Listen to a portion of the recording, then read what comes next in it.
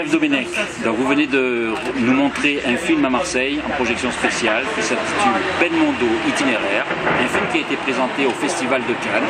Donc là, vous êtes Marseillais et pour vous, ça a été toute une aventure parce que ce film donc, est un film documentaire qui retrace la carrière de Belmondo, il n'y en avait pas eu jusqu'à présent. Et en même temps, c'est une aventure pour vous parce que vous n'êtes pas du tout issu du milieu du cinéma et vous venez d'une entreprise, on va pouvoir dire le nom, ce n'est pas de la publicité, mais on peut dire que c'est un parcours vraiment atypique, le vôtre. Oui, tout à fait. En fait, comme beaucoup de gars de ma génération, j'étais fan de Jean-Paul et je suis toujours fan de Belmondo.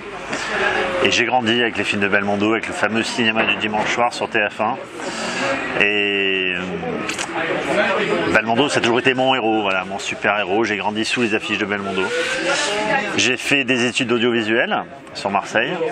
J'ai également, pour payer mes études, je bossais chez McDo dans la restauration rapide. Et j'ai travaillé dans plusieurs restaurants, en plan de campagne, à la Valentine, sur la Canebière. Et j'ai évolué en fait dans la restauration rapide et j'étais directeur de plusieurs restaurants, dont le McDo de la Canebière, le symbolique restaurant. Et j'ai bossé pendant plus de 10 ans voilà, sur Marseille. Et j'ai vécu 30 ans, j'ai passé 30 ans de ma vie sur Marseille. C'est pas là que vous l'avez rencontré? Pas du tout, non. quelques années plus tard, en fait, j'ai continué à travailler à McDo, mais dans une autre région, sur la Côte d'Azur. Et j'habitais sur Cannes. Et en habitant sur Cannes, j'ai fait la connaissance au cours d'un festival à Monaco du cinéaste Georges Lautner. Et par le plus grand des hasards, parce qu'en fait j'accompagnais 3 amis à moi, des chasseurs d'autographes, qui n'avaient pas de véhicule ce jour-là, je les amène et je leur dis faites ce que vous avez à faire, moi je vous attends au bar tranquillement. Et je suis au bar lorsque j'entends l'hôtesse qui vient et qui dit il nous faudrait du champagne pour monsieur Georges Lautner. Et là ça fait tilt dans ma tête parce que pendant des années je me suis endormi sous l'affiche du film Le Professionnel, sous lequel il y a écrit en gros le nom de Georges Lautner. Et je dis waouh! Et je me retourne et je vois ce monsieur, je dis purée. Et je me lève juste 2 minutes pour le voir et je lui dis monsieur Lautner, je voulais juste vous remercier d'avoir réalisé le film Le Professionnel qui est le film de mon enfance. Et je vais pour repartir et là Georges me bloque par le bras et me dit mais Jeff, pourquoi Le Professionnel? Je dis pour tout, pour Belmondo qui est mon idole, pour la musique d'Ennio Morricone qui est magnifique, pour le début du film en Afrique. Il me dit désolé de te décevoir, mais on n'a jamais tourné en Afrique, on a tourné en Camargue. En Camargue, à une demi-heure de Marseille quoi. Je dis, oh. Alors, il me casse un mythe forcément. Et il dit assieds-toi, je vais t'expliquer. Et on se met à parler pendant 1 heure. Et je pose plein de questions sur le cinoche, etc. Et au bout d'1 heure, il me dit, alors qu'on est dans un festival, il me dit mais t'es photographe, t'es journaliste, t'es producteur? Et là, mon grand désarroi, je lui dis non, pas du tout, je suis directeur du McDo qui est sur Grasse. Et genre, je me dis à Grasse, tu veux me dire le gros truc à l'entrée de la ville, c'est à toi? J'ai dit mais vous connaissez? Il me dit Jeff, ça fait 50 ans que j'habite à Grasse, évidemment je connais ton restaurant. Il dit alors Jeff, t'as peut-être vu tous mes films, mais moi j'ai jamais mangé dans un McDo, j'espère que tu vas m'inviter. Et 2 jours là, il me laisse ses coordonnées, je suis rentré dans la galaxie Lautner, dans la grande famille de Georges Lautner. Et en effet, il est descendu me voir dans mon restaurant, je suis monté chez lui dans son moulin, et on a sympathisé. Voilà, tout simplement. Et une belle amitié, voilà. Et 6-7 mois plus tard, ouais, donc on termine à se revoir, et un jour, Georges me téléphone un jeudi, et c'est le coup de fil qui va changer le cours de ma vie. Il me téléphone et me dit Jeff, qu'est-ce que tu fais dimanche? Je dis rien, j'ai rien de prévu. Si tu n'as rien de prévu, tu viens déjeuner à la maison? J'ai ok, pas de problème. Et Georges me dit mais avant, tu passes à l'hôtel Martinez en bagnole, tu récupères un pote à moi, et vous montez ensemble. J'ai ok, pas de souci. Mais avant de raccrocher, je dis mais c'est qui ton pote, je le connais? Et Georges me répond je veux bien que tu le connaisses, c'est Jean-Paul Belmondo. Waouh, imaginez la stupéfaction. Et pour moi, j'y croyais pas. J'ai dit, c'est pas possible. Et pendant 3 jours, j'ai pas dormi. J'étais en transe. Et me voilà le dimanche matin, partir en voiture à l'hôtel Martinez pour récupérer Jean-Paul, mon idole de mon enfance. Alors, j'avais bien nettoyé ma voiture avant, évidemment. Et je me pointe à l'hôtel Martinez et je vois Jean-Paul qui était assis en train de lire son journal avec son chien. Et j'ai dit, monsieur Belmondo, bonjour, voilà, je suis l'ami de Georges Lautner, je suis votre chauffeur pour la journée, c'est moi qui viens vous chercher. Et là, Jean-Paul me regarde, enlève ses lunettes, il me dit, tu es l'ami de Georges? Jeff? J'ai dit oui, alors si t'es l'ami de Georges, t'es pas mon chauffeur, t'es mon ami, assieds-toi. Et voilà comment a eu lieu ma rencontre avec Jean-Paul. Et on s'est revus, à chaque fois qu'il venait à Cannes, etc. On passait de bons moments ensemble, on sympathisait très rapidement. Et un jour, allez savoir pourquoi, m'est venue en tête l'idée de faire un film sur sa carrière. En fait, je l'avais déposé un soir sur la Croisette, il était seul, assis face à la mer. Alors ça fait très très cliché carte postale que je le dis, mais c'est la stricte vérité. D'ailleurs, il y a une image dans le film qui a tourné avec Afia Herzi qui rappelle un petit peu ça. C'est vrai. Et l'homme et son chien. C'est vrai. Vous voyez ce dernier film? Oui, tout à fait. Ouais. Et je le regarde face à la mer et je me dis, c'est quand même dingue qu'un mec pareil n'ait pas eu un film qui était consacré à sa carrière. Et je me dis, je vais lui en parler. Et lorsque je lui en parle, là où n'importe quel acteur m'aurait dit, mais Jeff, qui tu es pour me proposer ça? Puisque Jean-Paul était venu déjeuner dans mon restaurant, il connaissait ma profession. Jean-Paul était très humble, comme toujours, et très modeste. Il m'a dit, Jeff, mais ça va intéresser qui un film sur ma carrière? Voilà, tout simplement. Et ça, je lui dis, ben, ça, j'en ferai ma carrière, j'en ferai mon affaire au moment de la sortie. Et la preuve, j'ai eu raison d'insister. Et vous en avez fait votre carrière, oui, voilà. Un petit lapsus révélateur. Et la preuve, c'est que le film passait en prime time sur France 2, et le même soir, on a été sélectionné au Festival de Cannes. Parce que je me suis dit, comme Jean-Paul, je l'ai rencontré au Festival de Cannes, et moi, j'ai une histoire particulière, en plus, avec Belmondo et Cannes, c'est qu'en 1985, j'habitais Marseille, à Plan de Campagne à l'époque, mes parents m'amènent pour une journée en voiture au Festival de Cannes, parce que j'avais bien travaillé à l'école. Et moi, je rêvais déjà de cinéma et d'acteur. Et on se promène tout le long de la Croisette parce qu'on n'a pas d'accréditation ni pour avoir des films ni pour entrer dans les hôtels.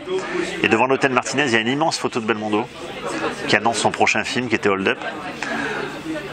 Et mon père me dit, tiens, mets-toi devant ce poster, c'est la seule fois où tu pourras approcher Belmondo. Alors je me mets, j'étais tout fier, j'ai un t-shirt rouge, je me rappelle. Et 26 ans plus tard, je me retrouve en haut des marches de Cannes avec Jean-Paul et une palme d'or. Voilà. Et ça a été un rêve qui est devenu réalité. Et cette histoire-là, alors, lorsque je la raconte, évidemment, j'ai dit, putain, les gens qui ne connaissent pas vont me prendre pour le roi des mythomanes. J'en ai écrit un livre. Et puis voilà, enfin, le rêve est devenu réalité puisque le film existe aujourd'hui. J'ai eu du mal à le faire, j'ai passé 4 ans de ma vie à le faire. Et j'ai voulu un casting très éclectique et multigénérationnel. Alors, on a les vieux potes de Jean-Paul, Galabru, Rochefort, Marielle, Vernier, Claude Rich, Alain Delon, qui vient parler de son grand ami Jean-Paul Belmondo, Claudia Cardinal évidemment, et aussi la jeune génération d'acteurs. Et lorsque vous voyez le film, ils ont les yeux qui brillent lorsqu'ils parlent de Jean-Paul, et ça a énormément touché Jean-Paul lorsqu'il a vu le film. Il y a Vincent Cassel, Jean Dujardin qui fait aussi la voix du film, Gilles Lelouch, Albert Dupontel, Clovis Cornillac, on a aussi Vanessa Paradis et Sophie Marceau. Et tous ces gens-là, et puis on a aussi 2 clins d'œil de la part du DJ Bob Sinclair qui a pris son pseudo par rapport au nom de Jean-Paul dans le Magnifique, et Zinedine Zidane de Marseille de l'Étape, grand fan de Jean-Paul lui aussi, qui vient nous parler du Belmondo sportif. Voilà. Et ensuite, comment on sélectionne un film à Cannes? Alors ça, c'est un grand mystère parce que évidemment, moi je rêvais du Festival de Cannes quand j'étais gamin, je regardais ça dans la télé. Et ça s'est fait tout simplement. En fait, j'ai envoyé un email à monsieur Gilles Jacob, à monsieur Thierry Frémaux, qui étaient évidemment comme tout le monde, amoureux de Belmondo. On est tous fans de Belmondo parce que à chaque époque de notre carrière, on a un Belmondo qui nous correspond. Et M. Jacob et M. Thierry Frémaux m'ont dit on serait ravis d'accueillir Jean-Paul pour lui rendre hommage, pour lui faire une fête. Et ça a été le cas. Donc on a présenté le film le 17 mai 2011 au Festival de Cannes. L'année, oui, bien sûr, ça je me rappellerai toute ma vie. Et c'est l'année où Robert De Niro était président du jury. Et j'ai organisé une rencontre entre Jean-Paul Belmondo et Robert De Niro. Et on sait tous ce que représente Robert De Niro, qui est un acteur aussi exceptionnel, une légende vivante. Et lorsque Jean-Paul Belmondo et De Niro sont croisés, De Niro avait les larmes aux yeux d'émotion de rencontrer Jean-Paul. Voilà. Et ce que je peux dire voilà. Non, mais ce que je peux dire déjà aux fans de Belmondo, c'est que Jean-Paul est à la ville comme à l'écran. Voilà. C'est-à-dire, le mec que vous voyez dans les films, c'est le même. C'est un mec toujours en train de déconner, qui a le cœur sur la main, qui a 80 ans aujourd'hui, mais c'est un grand gamin. Voilà. Et malgré son AVC, malgré sa maladie, malgré son handicap, il se plaint jamais. C'est une leçon de courage au quotidien, Jean-Paul. Et c'est un mec qui est entouré de sa famille, son fils, ses filles, son frère Alain, de ses amis qui lui sont fidèles. Et voilà, je suis fier d'avoir rencontré ce mec parce qu'il a changé le cours de ma vie. Et maintenant, tout ce que je fais pour pas le décevoir en fait. Parce qu'il est toujours très bienveillant vis-à-vis de moi. Et dès qu'on s'appelle, on s'appelle assez souvent. Il dit alors, t'en es où, tu fais quoi? Voilà. Donc il sait que j'ai de beaux projets devant moi. Je ne peux pas vous en parler pour l'instant parce que rien n'est signé, mais c'est en cours. Je serai le premier à vous en parler quand ça sera fait. Mais aussi, c'est un message d'espoir, se dire voilà, si on a des rêves de cinéma et qu'on n'est pas forcément le fils de quelqu'un, si on n'habite pas forcément Paris, si on n'est pas forcément un fils à papa, et ben, on peut quand même aller au bout de ses rêves. Alors c'est vrai que bon, c'est le hasard et les coïncidences que j'ai vécu, comme dans un film de Lelouch, quoi. En même temps aussi, mais persévérance. Ça se provoque, voilà, tout le monde souvent me dit ouais, tu as eu eu de la chance, etc. Certes, il y a une part de chance, mais il faut aller de l'avant parce que ça n'a pas été simple, croyez-moi, de faire le film. J'ai monté tout d'abord un premier film avec une première équipe, ça n'a pas fonctionné. C'était très très compliqué. J'ai eu la chance de rencontrer le journaliste Vincent Perrault qui a pris les choses en main. J'y ai donné le bébé, comme on dit, parce que je m'en sortais plus, parce que c'était pas mon métier, c'était pas si facile que ça. Et je le reconnais, grâce à Vincent, on a pu mener le projet à bout. Et voilà, donc ce rêve, c'est, comment dire, c'est un rêve éveillé que j'ai vécu, c'est quelque chose d'extraordinaire. Et lorsque le petit gamin que j'étais qui rêvait devant les affiches de Belmondo, si on m'avait dit un jour que je ferai un film sur Belmondo et que j'irai au Festival de Cannes avec lui, évidemment, je n'aurais jamais cru. Voilà. Donc c'est ce qui fait la beauté de cette histoire. C'est pourquoi j'ai voulu écrire ce livre, pour montrer aux gens que tout est possible. Voilà. Vous pouvez faire carrière pendant 20 ans dans une société, et puis du jour au lendemain, vous pouvez lâcher la proie pour l'ombre et faire autre chose. Voilà. Mais, le livre s'intitule comme le film? Non, alors le film s'appelle Belmondo Itinéraire, et le livre, je l'ai appelé Belmondo, du rêve à la réalité. Comment on passe de McDo à Belmondo, tout simplement. Voilà, donc je fais mon parcours un petit peu de McDo, au début du livre, et puis après je raconte mon parcours. Donc c'est Georges Laudner qui a fait la préface du livre, à tout seigneur, tout honneur, parce que c'est lui qui m'a présenté Jean-Paul. Et je vous dis, c'est la chance d'avoir des mecs comme ça. Déjà, ça fait partie de la race des seigneurs, vous voyez. C'est des gens qui ne se prennent pas au sérieux, qui ont une carrière exceptionnelle. Et ils ont vécu tellement de choses. Donc c'est des gens qu'il faut écouter. C'est des gens qui sont de bons conseils. Moi qui débute à peine dans ce métier.